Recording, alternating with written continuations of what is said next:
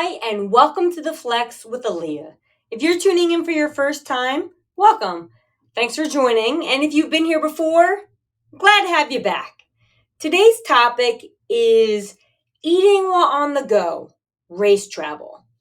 A lot of people that I work with compete to some extent, whether it is fun races that they do on the weekend just with some family and friends, or people who are a little bit more competitive.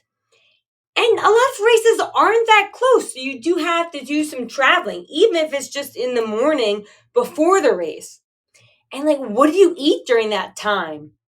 What do you take with you if it's a longer road trip?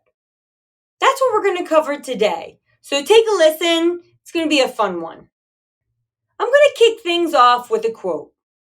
Your diet is a bank account. Good food choices are good investments. And that's a good way to think about your nutrition, especially if you're traveling for a race. Now, if you're more competitive, you're going to care more about your performance. If you're less competitive, that doesn't mean you're not going to care about your performance. It just might mean a little less to you than someone who's been training. But the nutrition part is all relative and important to your goals. And when we're traveling, let's say you have a morning race. So you sleep at home, you get up early in the morning.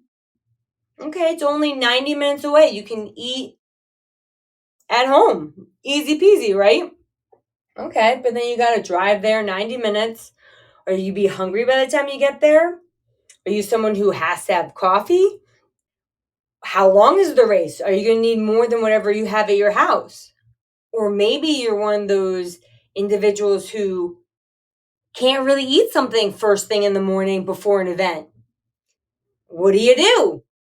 Options on the road are kind of limited. Things early in the morning that are opened are Dunkin' Donuts, Starbucks, McDonald's, a lot of fast food places that aren't going to have the quality you want for your engine, for your performance. That's a short one. Okay. Now, if it's even longer, let's say you have to drive 6 hours. So you might be leaving the night before and you're in your car longer, and that's almost 2 meals and some snacks you gotta keep in mind. What do you do with that? That is why good food choices are good investments. You're gonna pay dividends in the long run. So let's say it is one of those short travels where you wake up in the morning.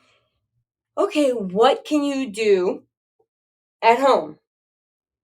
Especially if you don't like eating. You can make something to take with you.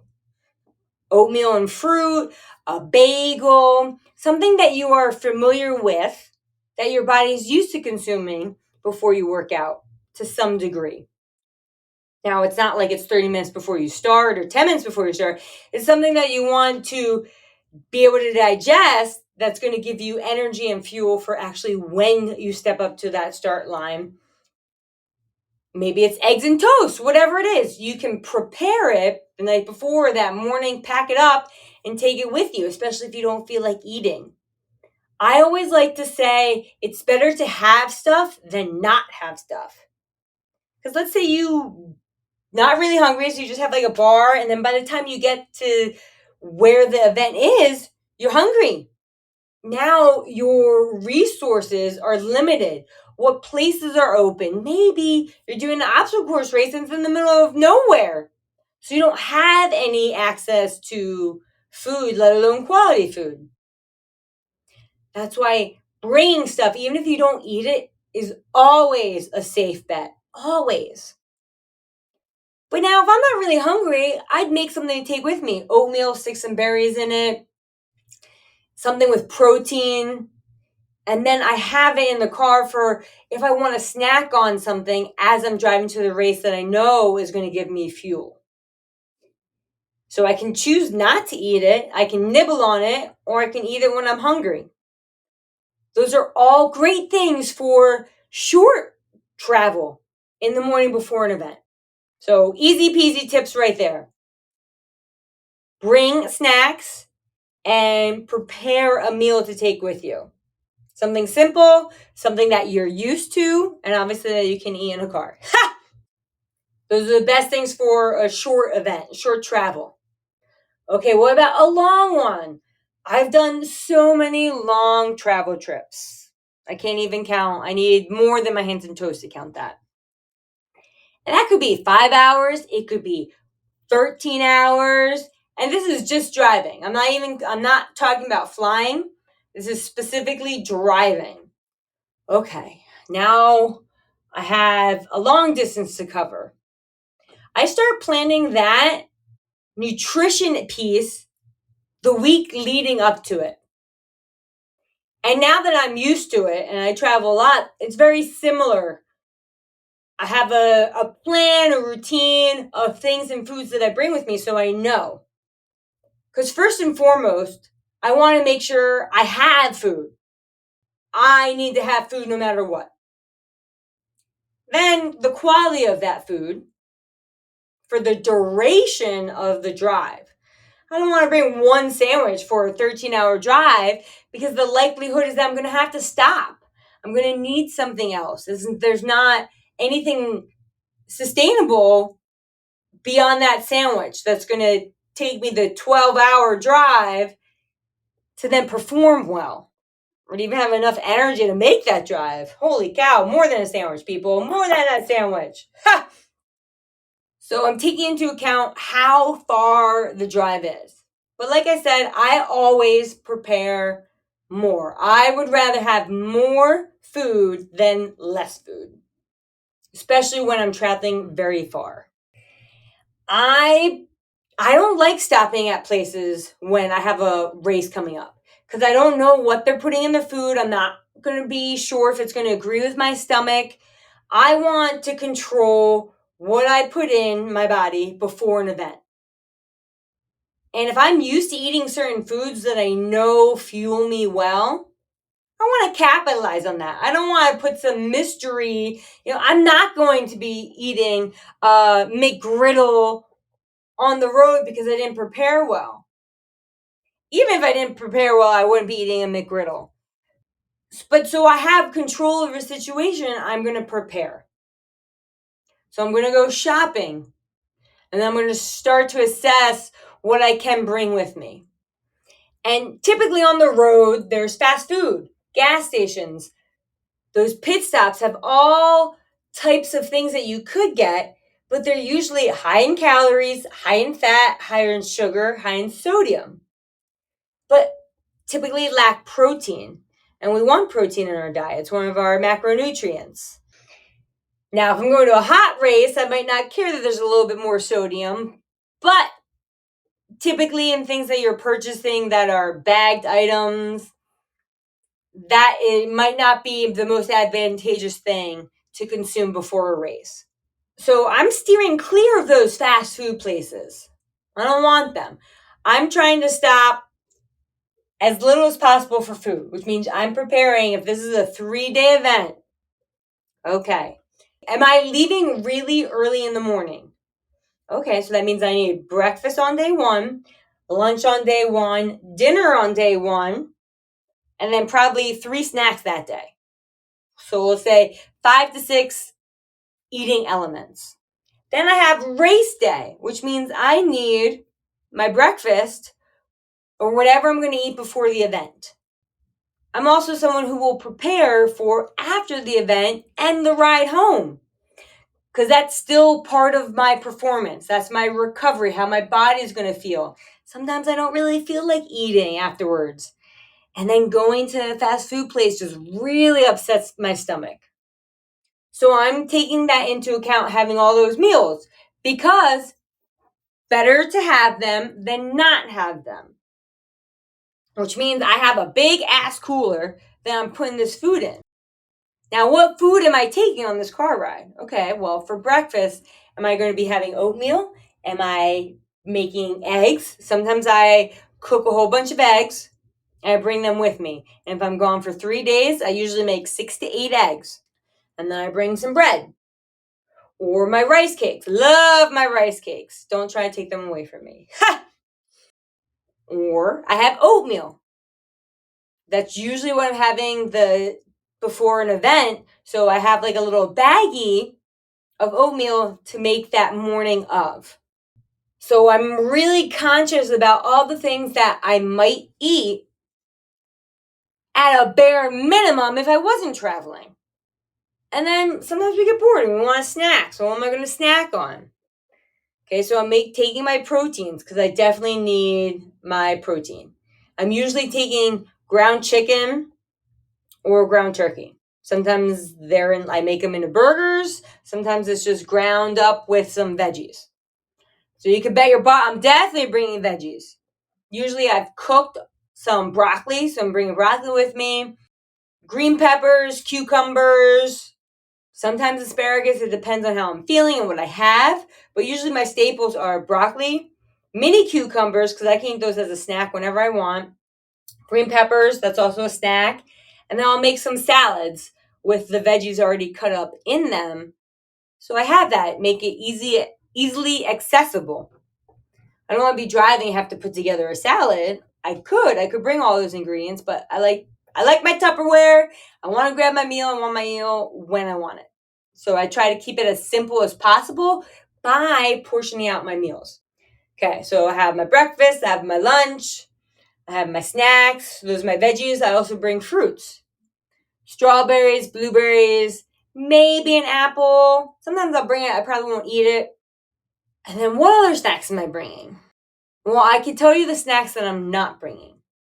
And the reason I am particular about my snacks is because I know what upsets my stomach when I'm not traveling. And then I know how it impacts me from past experience traveling and eating these similar foods. So I stay away from trail mix. Nuts. I don't eat them when I travel because they bind up my stomach. Nuts are usually harder to digest and they could stop you up. And I don't really like feeling that way when I have to race or sit for 6 hours. Sitting for 6 hours, 12 hours already stops me up. So why would I want to eat a snack that's just going to exacerbate the issue? Now, you got to know your body, and you might have to experiment with what things work well or don't work well with your long travel. Another food I typically will not bring, and I like tuna fish, but I will not bring fish. Tuna fish, salmon, no fish. Because if I'm not feeling well, I do not want to taste that coming up. I don't want to have a fishy burp. That's gross. No way. Also, I would be more concerned about leaving fish in my cooler than chicken. And that's just my personal preference right there. Now, sometimes maybe I've forgotten to bring something and I do need to stop. One of the things that sometimes I need is chocolate. So I will go get chocolate. I aim to not get those at gas stations though. It was usually when I get to the event, like let's say it's 6 or 12 hours and I'm preparing for dinner. I want a treat afterwards. I'll go to a Target or a grocery store and buy dark chocolate because I like dark chocolate. And that's my little treat. I don't bring I love peanut butter, but I don't bring it when I race. Don't bring it when I travel. I used to, but like I said, the nuts bind me up and I don't want to deal with that. So I just leave it at home and it misses me sadly. And then when I come back, we reunite. So that's kind of how I deal with my food. Now, let's say I get there and I don't want anything that I brought and it's dinner time.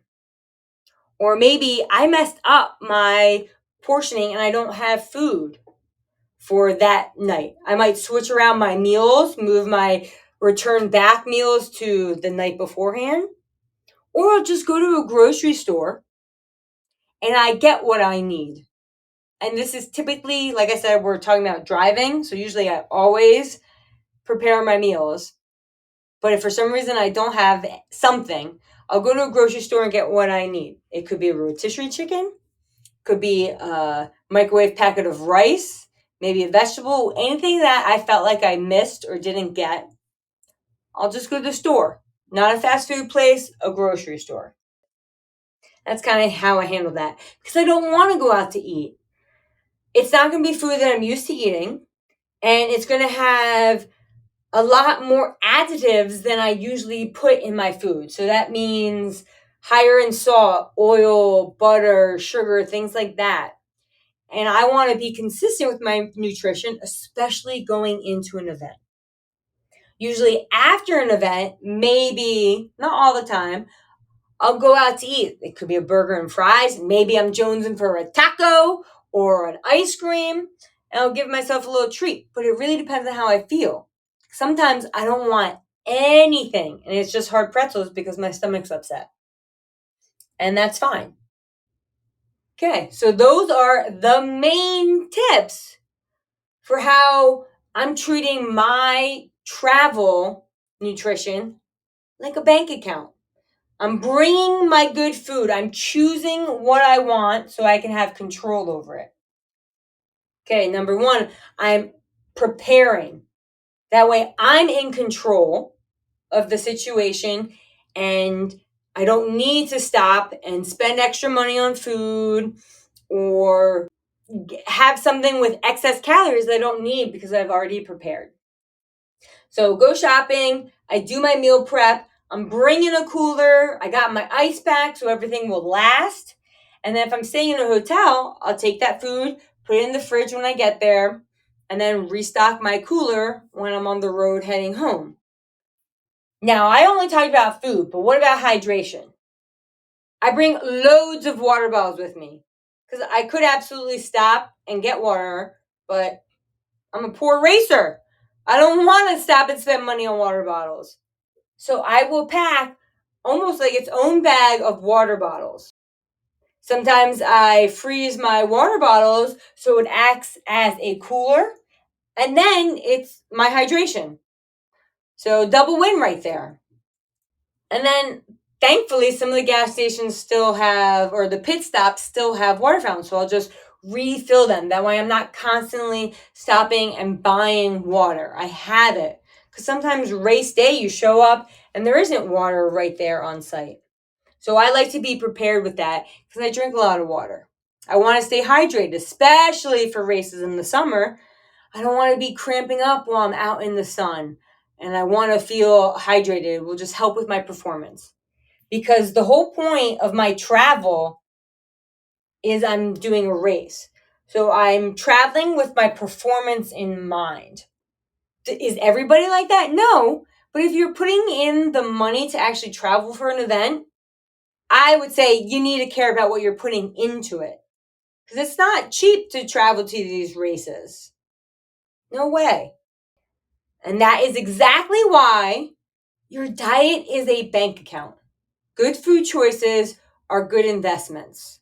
You'll save yourself some money, you'll help your performance, and your body will thank you, will feel better before, during, and after the race. So pay attention to your nutrition on race travel. Use those tips. Prepare some food. Get a cooler. If yours is too small, get a bigger cooler. Even if you're traveling with kids or a dog. I always have a cooler with my dog, with my boyfriend, a whole bunch of bags for race equipment, luggage, you name it, whatever's in there. But there's always room for my food. Heck, my boyfriend can go sit in the back and the food cooler can sit next to me because that's how important it is. You want your food and your hydration. Keep that in mind the next time you're racing and traveling.